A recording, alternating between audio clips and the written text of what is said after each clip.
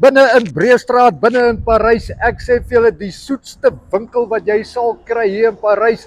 En nou ons het vir Anne-Marie wat vir ons vinnig gaan deur die winkel vat. Hallo Anne-Marie. Goeiemôre Sakkie. Gaan dit goed? Nee, ons klaar nie. Yes, julle het lekker voorraad. Ja, nee, ontrent. Wat is hierdie? Dit is ons sitrusheuning. Sitrusheuning en dan het ons ook hierso 'n makadamie heuning.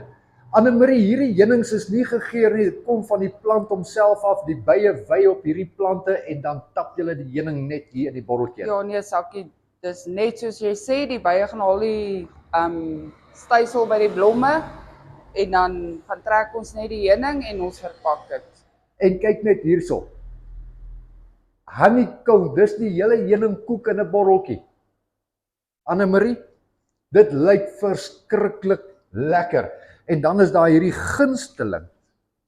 Dit is ons crunchy honeycomb. Dit kom van die crunchy chocolate af. Hierdie is ons gewones en hierdie is die wat net 'n chocolate dip bo-oor het. Alla wêreld ouens, en dan is daar die groot verrassing as enige iemand heuning wil hê.